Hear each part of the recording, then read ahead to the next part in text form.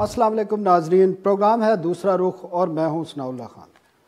नाजरीन, आज इतवार का दिन है और हम इतवार के दिन 3 स्टोरियां करते हैं। आज बड़ी अहम स्टोरियां हैं। एक तो वफाकी दारुल हुकूमत का तरक्याती इदारा CDA एक बहुत बड़ा प्रोजेक्ट लॉन्च करने जा रहा है।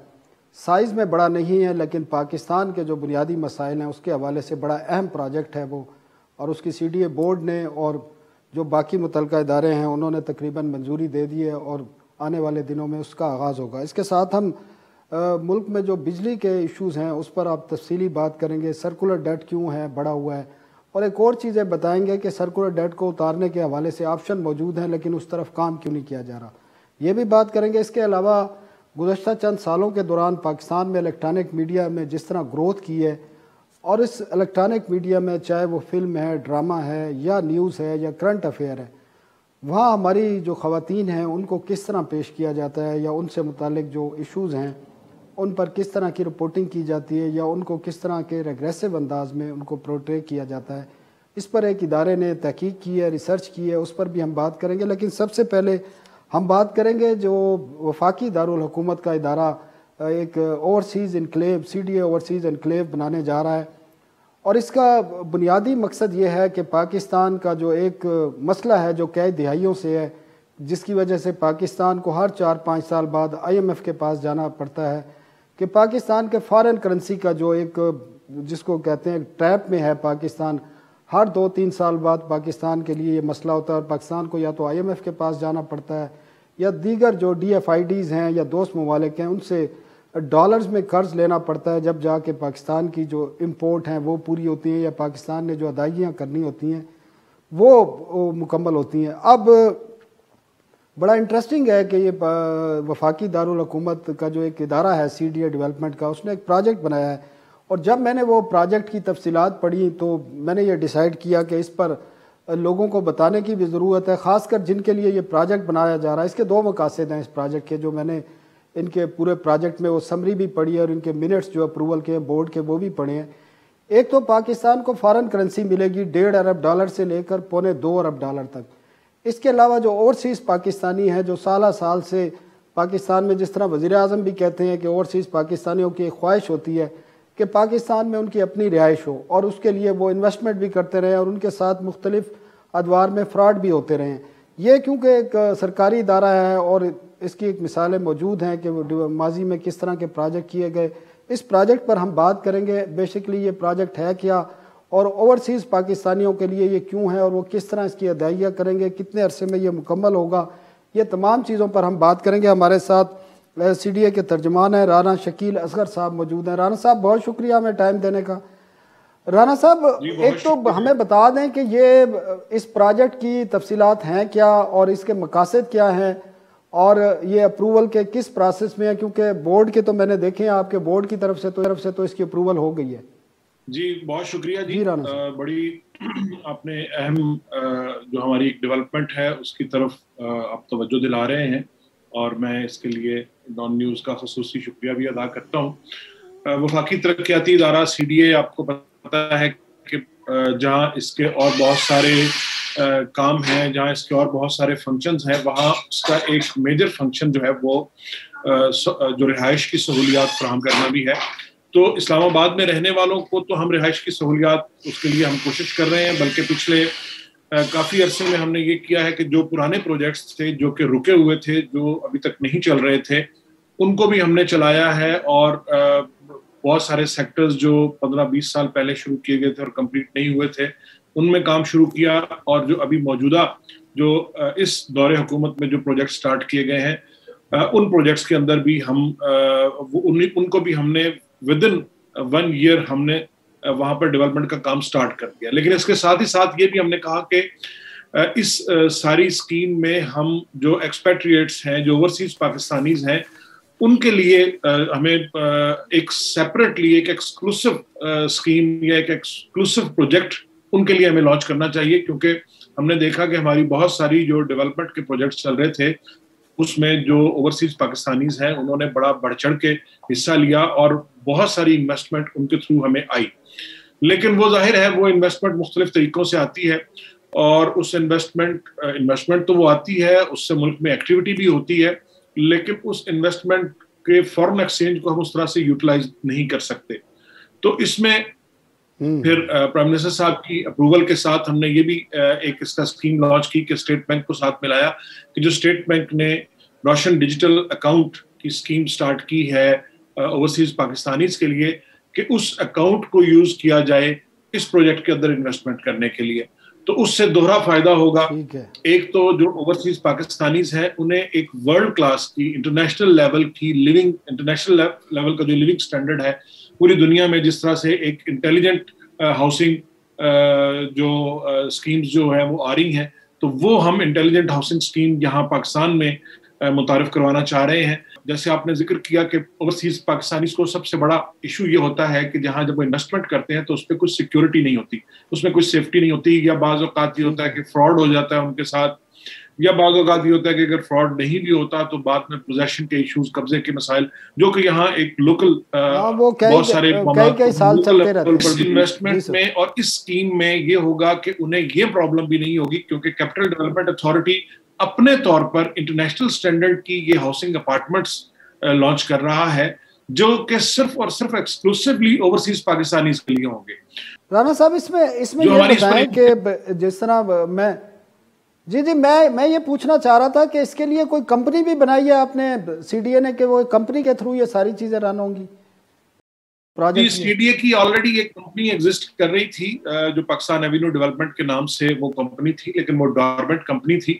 تو ابھی اس کمپنی کو ری ایکٹیویٹ کیا گیا ہے ایس ای سی پی کے ساتھ, اس کو دوبارہ اس کے جو بورڈ آف ڈائریکٹرز ہے اس کو اپوائنٹ کیا گیا ہے پرائم منسٹر صاحب کے اپروول کے ساتھ اور فیڈرل کیبنٹ کے اپروول کے ساتھ, اور اس کا نام بھی چینج کیا گیا ہے نئے نام کے ساتھ. اس کو اسلام آباد ڈیولپمنٹ فنڈ کے نام سے یہ کمپنی ریوائیو کی گئی ہے, اور سی ڈی اے بورڈ نے یہ منظور کیا ہے کہ یہ جو پروجیکٹ ہے یہ کمپنی آپریٹ کرے گی اور یہ کمپنی اس پروجیکٹ کو لانچ کرے گی. تو ابھی یہ ہمارا اس کمپنی کے اچھا رانا صاحب مجھے یہ بتائیں کہ کیونکہ جو ہمارے اوورسیز پاکستانی ہیں ان کے 2-3 کنسرن ہوتے ہیں. ایک تو بعض دفعہ ان کا پیسہ ڈوب جاتا ہے, پھر بعض دفعہ جو ان کو جس پروڈکٹ کے لیے انہوں نے پیسے دیے ہوتے ہیں وہ کوالٹی نہیں ہوتی. تیسرا یہ ہے کہ اگر 2 سال کا وعدہ کیا ہے یا 3 سال کا ہے تو 10 سال ان کے پیسے پھنسے رہتے ہیں اور 10-15 سال بعد وہ پروجیکٹ مکمل ہوتا ہے. تو سی ڈی اے کس طرح یقینی بنائے گا ان تمام چیزوں کو, کیونکہ ماضی میں تو اسی طرح ہوتا رہا ہے. جی, اسی لیے ہم یہ سارا پروجیکٹ کمپنی موڈ میں لے کر آئے ہیں کہ ایک تو سی ڈی اے کی کریڈیبلٹی الحمدللہ ہم نے پچھلے 2 سال کے اندر, جیسا میں نے پہلے کہا کہ وہ تمام پروجیکٹس بھی جو پچھلے 10-12 سال میں شروع کیے گئے تھے لیکن باوجود وہ کمپلیٹ نہیں ہو سکے, تو الحمدللہ پچھلے 2 سال میں سی ڈی اے کی گروتھ ایگزیمپلری گروتھ ہے.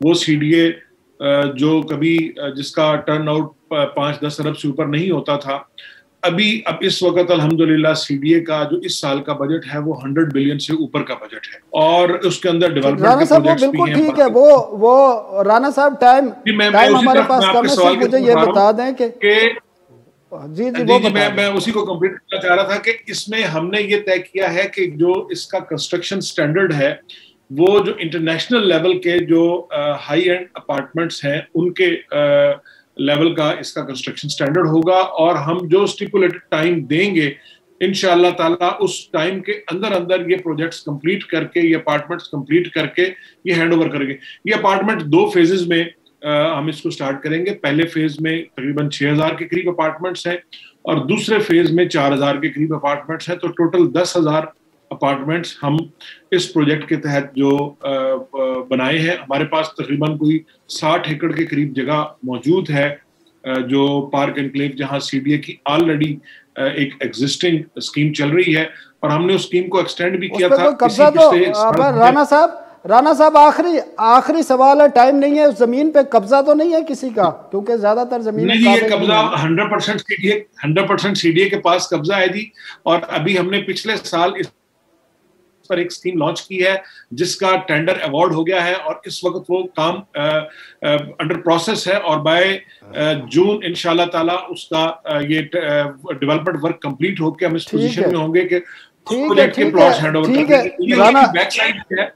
رانا صاحب یہ پوزیشن ہمارے پاس ہے, رانا صاحب ہمارے پاس ٹائم, رانا شکیل صاحب ٹھیک ہے, رانا شکیل صاحب بہت شکریہ آپ کا, آپ تفصیل سے بتا دیا.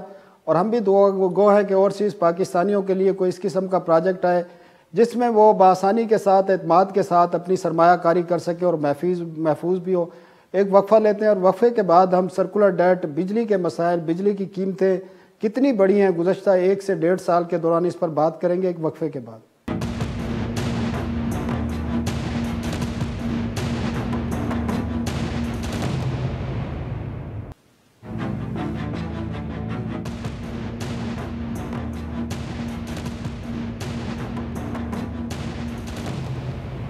ویلکم بیک ناظرین، آج ہمارے ساتھ موجود ہیں طاہر شیرانی، ہمارے سینئر رپورٹر ہیں، اور یہ بڑے اہم انکشافات کریں گے خاص کر پاور سیکٹر کے حوالے سے، اور یہ بھی بتائیں گے کہ انہوں نے یہ دعویٰ کر رہے ہیں اور ان کے پاس ڈیٹا بھی ہے کہ گزشتہ 1 سال کے دوران، جس کو ہم 2021 کہتے ہیں، تقریباً 9 مرتبہ بجلی کی قیمتوں میں اضافہ کیا گیا اور بقول ان کے 18 روپے 17 پیسے فی یونٹ اس 1 سال کے دوران بجلی کی قیمت بڑھی ہے اور 650 ارب روپے سے زائد جو ہے وصول کیے گئے ہیں، لیکن اس کے باوجود آپ کا سرکولر ڈیٹ بڑھ کر 2400 ارب روپے سے بھی زیادہ ہو چکا ہے۔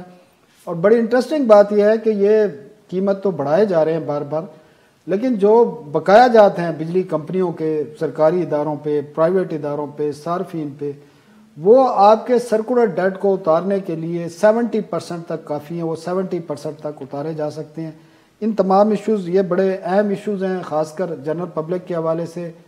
شیرانی صاحب بہت شکریہ ہمارے ساتھ جوائن کرنے کا۔ شیرانی صاحب، یہ تو بڑی حیران کن چیزیں ہیں، یہ 9 مرتبہ بجلی کی قیمت بڑھائی گئی ہے، کس طرح بڑھائی گئی ہے، کتنی مرتبہ بڑھائی گئی ہے؟ اور جب یہ بھی میں آپ سے پوچھوں گا 2018 میں جب حکومت آئی تھی تو فی یونٹ بجلی کتنے کی تھی اور آج لوگوں کو کتنے کی مل رہی ہے؟ دیکھیں، جنوری سے اکتوبر کی جو 10 ماہ کی فیول ایڈجسٹمنٹ ہے جو ہر مہینے ہوتی ہے، اس میں 6 بار بجلی قیمت میں اضافہ کیا گیا ہے جو 12 روپے 11 پیسے فی یونٹ بنتا ہے۔ 150 ارب روپے سے زیادہ کا اس کا امپیکٹ ہے، یعنی اضافی بوجھ ڈالا گیا ہے۔ اگرچہ یہ جو فیول ایڈجسٹمنٹ ہوتی ہے ماہانہ، وہ 1 ماہ کے لیے اس کا امپیکٹ ہوتا ہے، اس کے بعد وہ نکل جاتی ہے، پھر اس کے بعد اگلے مہینے کی ایڈجسٹمنٹ ہوتی ہے، وہ اضافہ ہے اس میں 12 روپے 11 پیسے فی یونٹ، 6 بار اضافہ ہوا ہے۔ ایک تو یہ ہو گیا۔ دوسرا، جو بنیادی ٹیرف بڑھایا ہے اور جو سیمائی ایڈجسٹمنٹس کی مد میں اضافہ کیا گیا وہ 6 روپے 60 پیسے ہے، 6 روپے 60 پر یونٹ، پر یونٹ، جس میں 1 روپے 25 پیسے کا فریش سرچارج بھی شامل ہے جو پچھلے مہینے کیا گیا ہے۔ تو اس میں یہ ہے کہ 6 روپے 60 پیسے میں سے وہ ہو گیا ہے اور 12 روپے 11 پیسے یہ ہو گیا، یعنی 18 روپے 71 پیسے یہ اضافہ ہے 1 سال میں۔ 18 روپے 71 پیسے اضافہ ہے، تو پر یونٹ بجلی ہے کس طرح؟ بجلی کی جو ٹیرف ہے، بیس ٹیرف اس وقت وہ ایوریج ہے 15 روپے 36 پیسے، اس سے زیادہ یہ بنتا ہے، کیونکہ ہوتا اس طرح ہے کہ موجودہ حکومت کے دور میں اگر ہم دیکھے جائے اضافہ 9 روپے اور 20 پیسے ہوا ہے سیمائی ایڈجسٹمنٹس اور بنیادی ٹیرف میں، لیکن کیونکہ جو سیمائی ایڈجسٹمنٹ ہوتی ہے وہ 1 سال کے لیے ہوتی ہے، اس کے بعد وہ نکل جاتی ہے۔ جب وہ نکل جاتی ہے، اضافہ تو ہوتا ہے، انکریز وہ وصول کر لیتے ہیں آپ، اضافی وصولیاں، لیکن وہ نکل جاتے ہیں اور جو بیس ٹیرف ہوتا ہے، جو بیسک ٹیرف میں آپ انکریز کرتے ہیں وہ رہ جاتا ہے۔ جو سیمائی ایڈجسٹمنٹ ہوتی ہے وہ 1 سال کے بعد نکل جاتی ہے، اور جو ماہانہ ایڈجسٹمنٹ ہوتی ہے وہ 1 ماہ کے بعد نکل جاتی ہے۔ تو اس طرح یہ اضافہ بنتا ہے۔ تو اس میں سے جو فروری 2021 میں بنیادی ٹیرف 1 روپے 95 پیسے فی یونٹ بڑھایا گیا، جس کا امپیکٹ تقریباً 200 ارب روپے۔ اس کے بعد اکتوبر میں 1 روپے 72 پیسے کی سیمائی ایڈجسٹمنٹس کی مد میں اضافہ کیا گیا، اور 1 روپے 25 پیسے ساتھ جو سرچارج ہے اس میں بھی اضافہ کیا گیا۔ پھر IMF کی شرائط پر نومبر 2021 میں، یعنی گزشتہ ماہ، 1 روپے 68 پیسے فی یونٹ تک بنیادی ٹیرف ایک بار پھر بڑھایا گیا۔ ٹھیک ہے، تو یہ 500 ارب روپے سے زیادہ کا اضافی بوجھ صارفین پر ڈالا گیا، بنیادی ٹیرف، سرچارج اور اس کے ساتھ جو سیمائی ایڈجسٹمنٹ ہے۔ جو 12 روپے 11 پیسے ہے وہ 6 مرتبہ انکریز کیا گیا، لیکن اس کے ساتھ 4 بار کمی بھی کی گئی ہے، جو تقریباً 1 روپے 52 پیسے فی یونٹ ہے۔ اگر اس کو منہا بھی کر دیں ہم 18 روپے 71 پیسے میں سے، تو 17 روپے 19 پیسے پھر بھی یہ انکریز بنتا ہے جو اضافی صارفین پر ڈالا گیا ہے۔ ایک طرف شیرانی صاحب، بڑا انٹرسٹنگ بات ہے سوری سر، جو اضافہ آپ بتا رہے ہیں اس کے باوجود بھی سرکولر ڈیٹ جو تھا، جو 1 ٹریلین تھا، 1000 ارب تھا 2018 میں، اور انہوں نے پیمنٹ بھی کی ہیں بہت زیادہ، اس کے باوجود یہ 2400 ارب روپے سے زیادہ بڑھ گیا ہے۔ تو پھر بجلی ہم کتنے یونٹ پر خرید رہے ہیں اور کتنے پر بیچ رہے ہیں؟ یہ تو کوئی گورکھ دھندا سا معلوم ہوتا ہے. ایک طرف تو آپ بجلی کی مسلسل قیمت میں اضافہ کر رہے ہیں اور جس طرح آپ بتا رہے ہیں 18 روپے پر یونٹ سے زیادہ اضافہ ہوا ہے پچھلے ایک سال میں کے دوران. پھر یہ ایک سال کے دوران یا 3 سال کے دوران یہ سرکولر ڈیٹ تو ڈبل سے ٹرپل ہو گیا ہے. بالکل ایسا ہی ہے. اگست 2018 میں 1148 ارب روپے کا تھا سرکولر ڈیٹ. اب جو اکتوبر 2021 تک اویلیبل ڈیٹا ہے 2419 ارب روپے تک پہنچ چکا ہے, یعنی 1271 ارب روپے کا انکریز ہے. 100% سے بھی زیادہ انکریز ہو چکا ہے. اس کے باوجود کہ جو بنیادی ٹیرف بھی بڑھایا گیا ہے, سیمائی ایڈجسٹمنٹس کی مد میں بھی قیمتوں میں اضافہ کیا گیا ہے, پھر بھی سرکولر ڈیٹ ہے وہ کنٹرول نہیں ہو پا رہا. اور ریسنٹلی ہم نے دیکھا کہ آئی پی پیز کو بھی پیمنٹس کی جا رہی ہیں, 225 ارب روپے کی حکومت نے کی ہیں. اس کی قیمتیں بھی بڑھائی جا رہی ہیں, عوام پر اضافی بوجھ بھی ڈالا جا رہا ہے, سرکولر ڈیٹ بھی کنٹرول نہیں ہو پا رہا. تو یہ بد انتظامی ہے. اور دوسرا, ہم مہنگی بجلی بھی پیدا کر رہے ہیں. نومبر میں 27 روپے سے زیادہ فی یونٹ بجلی پیدا کی گئی ہے. ناظرین ایک وقفہ لیتے ہیں, وقفے کے بعد طاہر شیرانی سے ہم بات چیت کا سلسلہ جاری رکھیں گے.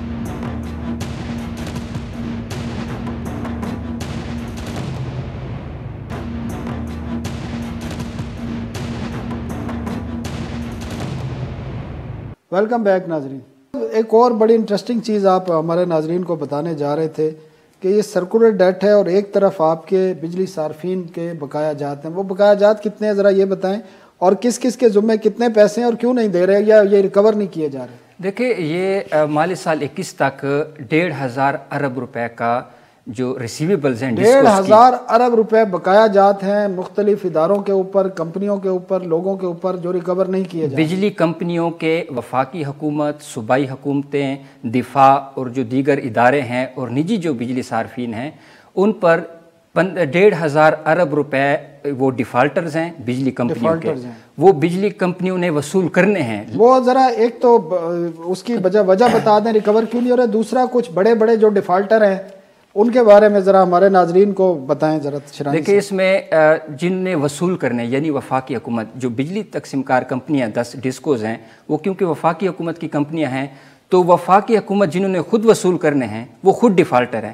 اگر وہ خود ڈیفالٹر ہے تو دوسروں سے کیسے وصول کرے گا؟ مثلاً بتائیں نا. مثال کے طور پہ وفاقی حکومت خود 17 ارب 40 کروڑ روپے کی ڈیفالٹر ہے بجلی کمپنیوں کی. جو صوبے ہیں وہ 82 ارب روپے کی ڈیفالٹر ہے. چاروں صوبوں میں کس طرح ڈیوائیڈ کچھ ہو سکتا ہے؟ چاروں صوبے بشمول ان کے جو ادارے ہیں, اس میں جو سندھ ہے سب سے زیادہ 23 ارب 69 کروڑ, بلوچستان 22 ارب 73 کروڑ, خیبر پختونخوا 21 ارب 28 کروڑ, پنجاب 14 ارب روپے ان کا یہ ڈیفالٹر ہے بجلی کمپنیوں کے. اس کے ساتھ جو نجی بجلی صارفین ہے 682 ارب روپے کے وہ ڈیفالٹر ہیں. آزاد کشمیر 90 ارب روپے کا ہے. جو اس کے ساتھ زرعی ٹیوب ویلز ہے بلوچستان کے 354 ارب روپے. اور جو اس میں بڑے بڑے لوگ ہیں, یہ جو انفلوئنشل لوگ ہیں جو پولیٹیکلی ویل کنیکٹڈ ہیں, وہ پہلے تو بجلی تقسیم کار کمپنیاں یہ جرت نہیں کر پاتی کہ ان کے بجلی کارڈ دیں یا ان کے خلاف. اگر وہ ہمت کر بھی لیتے ہیں, کارڈ بھی لیتے ہیں, تو بھی کئی کیسز میں ایسے ہوتا ہے کہ اوپر سے ایک فون آتا ہے, وہ ان کو بجلی ریسٹور بھی کرتے. اب یہ بجلی تقسیم کار کمپنیاں بجلی بھی دے رہے ہیں اور ساتھ ان کے جو بقایا جات وصول کرنے وہ بھی نہیں وہ دے رہے ہیں.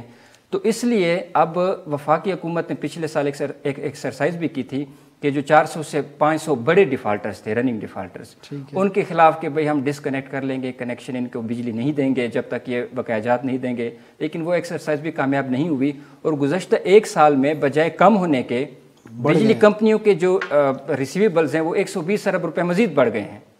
اور 1,500 ارب روپے آپ نے آئی ایم ایف کے ساتھ 1 ارب ڈالر کے لیے آپ 350 ارب روپے کے ٹیکس ایگزمپشنز وڈرا کر رہے ہیں, آپ پی ایس ڈی پی کٹ کر رہے ہیں, 600 ارب روپے کے اقدامات کرنے جا رہے ہیں 1 ارب ڈالر کے لیے, اور 8-9 ارب ڈالر آپ کے اپنے پاس یہاں پہ موجود ہیں.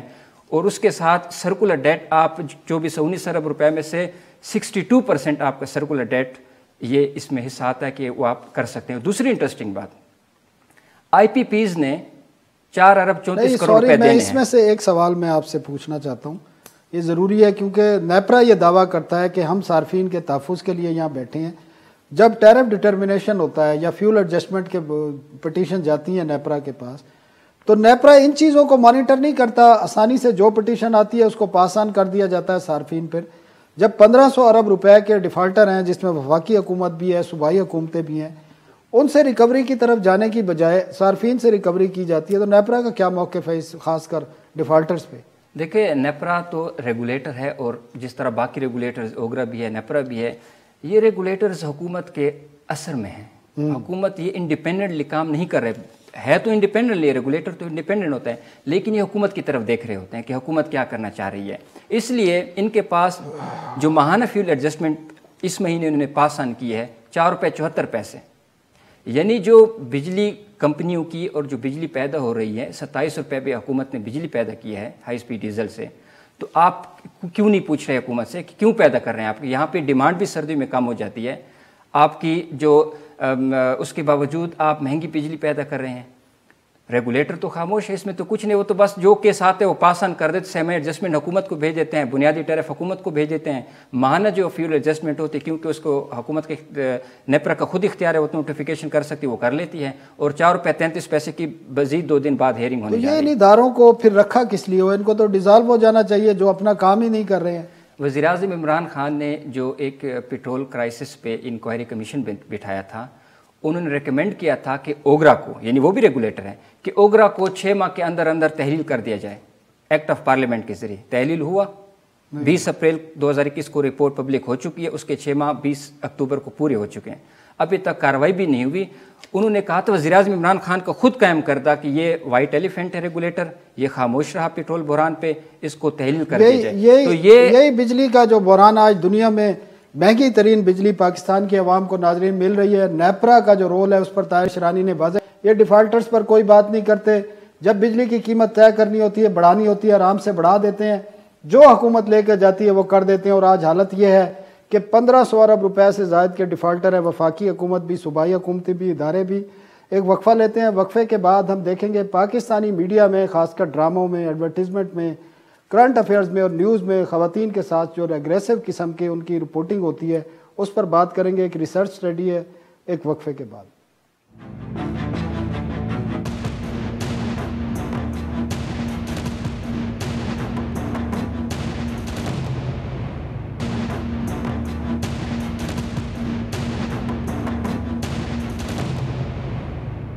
ویلکم بیک ناظرین. اس سیگمنٹ میں ہم بات کریں گے پاکستان میں، کیونکہ الیکٹرانک میڈیا نے بڑی تیزی سے گروتھ کی ہے گزشتہ چند سالوں کے دوران، اور اس میں یہ دیکھا گیا ہے کہ پاکستان میں جو خواتین کے ایشوز ہیں، خواتین چاہے وہ ڈرامے میں آ رہی ہیں یا نیوز میں آ رہی ہیں یا کرنٹ افیئر میں آ رہی ہیں، ان کے حوالے سے بعض دفعہ منفی منظر کشی کی جاتی ہے، یا وہ اتنی تربیت یا اتنا نالج نہیں ہے یا اتنی میچورٹی نہیں ہے کہ خواتین کو کس طرح پیش کرنا ہے. ریگریسو قسم کے جو ہے ان کو پورٹرے کیا جاتا ہے، جس کی وجہ سے اس میں مختلف مسائل بھی آتے ہیں اور جو مختلف ذہن ہیں ان پر مختلف اثرات آتے ہیں. اس حوالے سے ایک تنظیم ہے gender inclusion and rights trust for democratic education and accountability. تو ان کی ڈپٹی ٹیم لیڈر ہیں رخسانہ شمع. انہوں نے ایک ریسرچ کی ہے، ایک ریسرچ پہ جس میں اس کو دیکھا گیا ہے کہ کس طرح پاکستانی خواتین کو پیش کیا جاتا ہے، خاص کر جو منفی ایک انداز میں بعض چیزوں کو پیش کیا جاتا ہے. تو کیا رخسانہ بی بی، ایک تو بہت شکریہ ہمیں ٹائم دینے کا، تو کیا آپ سمجھتی ہیں آپ نے جو یہ ریسرچ کی ہے یا یہ اسٹڈی کی ہے، اس میں کیا چیز سامنے آئی ہے اور ہمیں کس طرح اس چیز کو بہتر کرنے کی ضرورت ہے؟ تھینک یو سو مچ. سب سے پہلے تو ہماری ٹیم نے جب یہ کام شروع کیا تو ہمارا جو ازمپشن تھی وہ یہ تھی کہ میڈیا کے اندر جو پورٹریل ہے خواتین کا وہ کافی ریگریسو ہوتا ہے، آپ نے یہ ورڈ یوز کیا ہے، اور اس کی وجہ سے، اور ہم نے پھر اس ریسرچ کے لیے یہ کیا کہ ہم نے 3 کیٹیگریز کے اندر چیزوں کو دیکھا، جو ٹاک شوز اور نیوز آئٹمز ہیں، ایڈورٹیزمنٹس اور ڈراماز. اور تینوں جگہوں پہ ہی ہمیں بہت بڑی پرسنٹیج یہ ملی کہ بہت بڑے لیول کے اوپر خواتین کے رول کی ریگریسو پورٹریل ہو رہی ہے. اگر میں شروع کروں ٹی وی جو نیوز آئٹمز ہیں اور ٹاک شوز ہیں اس کے، تو ہم نے کوئی 56 ٹاک شوز جو ہیں وہ دیکھے جن کی سپین تھا پچھلے 6 سے 8 مہینے. اور اس میں ہم نے یہ دیکھا کہ جو بھی اس وقت کے ہمارے کرنٹ ایشوز چل رہے تھے خواتین کے، وائلنس کے حوالے سے آپ دیکھ لیں یا معاشرے میں جنرلی خواتین کے حوالے سے جو رویہ پایا جاتا ہے، تو ہم نے دیکھا کہ کم از کم اس میں سے، اور یہ سارے بڑے نیوز چینلز کی بات ہو رہی ہے، تو ان بڑے نیوز چینلز میں 25% سے زیادہ اس طرح کے پروگرامز تھے جن میں ہمیں یہ نظر آیا کہ خواتین کے حوالے سے بہت ہی نیگیٹو قسم کی پورٹریل ہو رہی ہے.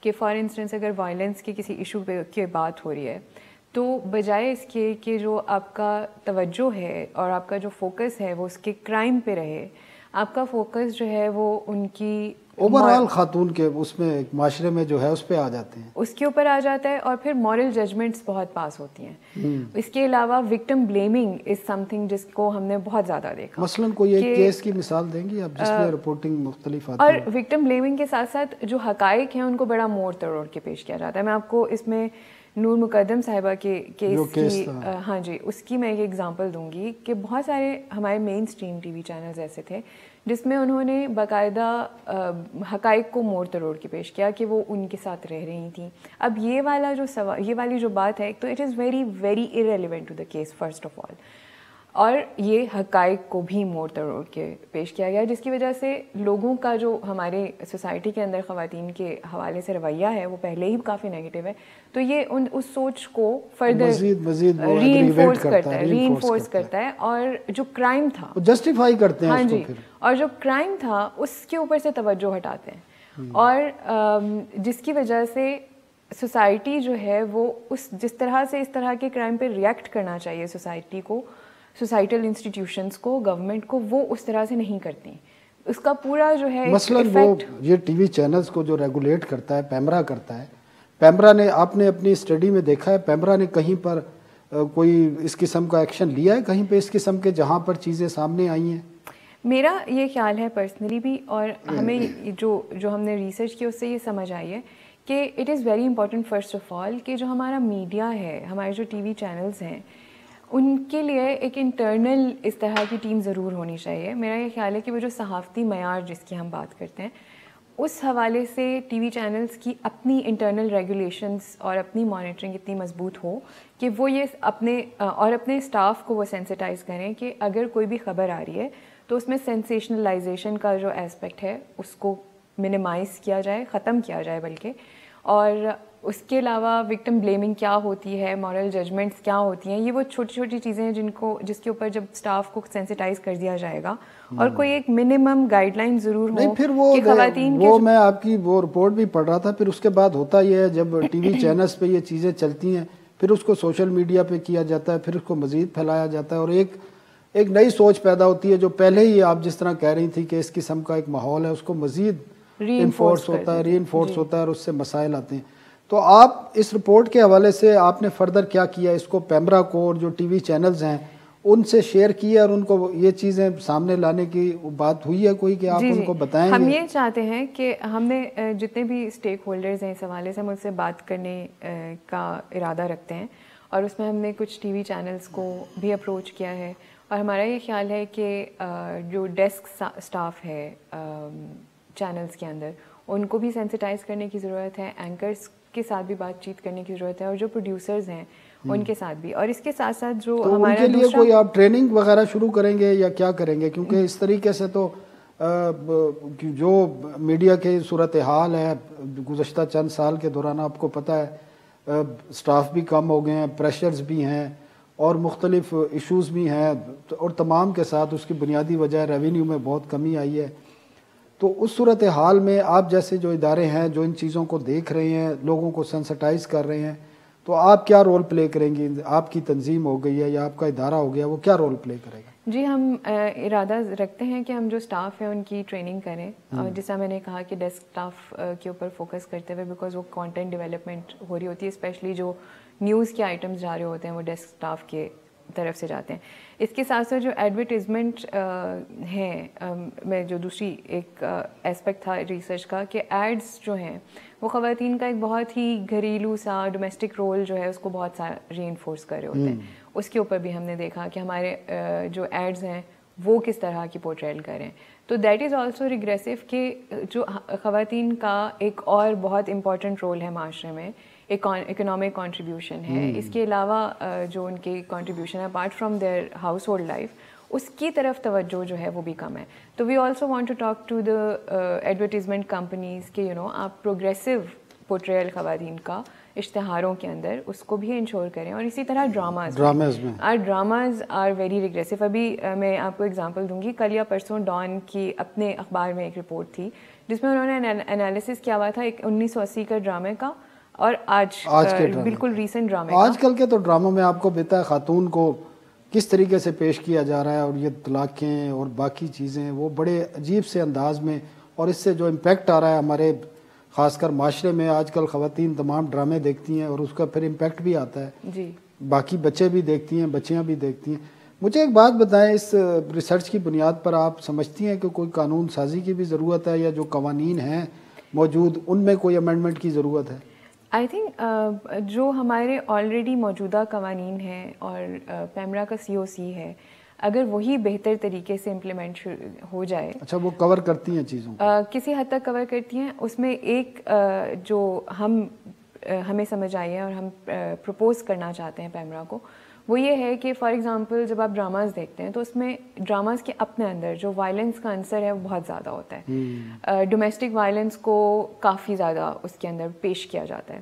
تو ایک فیملی اسٹرکچر کے حوالے سے بہت زیادہ, اور فیملی اسٹرکچر بھی بڑے ریگریسو طریقے سے پیش کیا جاتا ہے. تو اس میں ایک جو بہت امپورٹنٹ پیمرا کردار ادا کر سکتا ہے وہ یہ ہے کہ جس طرح سگریٹ کے اشتہار آتے ہیں یا سگریٹ ایون جب ڈراماز میں پیتے ہوئے دکھاتے ہیں تو نیچے ایک ٹکر سا چل رہا ہوتا ہے کہ سگریٹ نوشی جو ہے وہ صحت کے لیے بری ہے. تو اسی طرح ڈومیسٹک وائلنس پاکستان کے 4 صوبوں کے اندر 3 صوبوں کے اندر جو ہے یہ غلط ہے, قانوناً جرم ہے. تو اگر وہ ٹکر ایک چلنا شروع ہو جائے کہیں پہ, اگر ڈومیسٹک وائلنس دکھا رہے ہیں ڈرامے میں اور وہ ٹکر ساتھ نیچے چل رہا ہے کہ ڈومیسٹک وائلنس جو ہے وہ قانوناً جرم ہے, تو آئی تھنک وہ ایک بہت وہ جو دیکھ رہا ہے ڈرامہ اس کو وہ جب وہ ٹکر بھی پڑے گا تو اس کے اوپر کوئی نہ کوئی. ٹھیک ہے رخسانہ, ہمارا ٹائم ختم ہو گیا. بہت شکریہ ہمیں ٹائم دینے کا.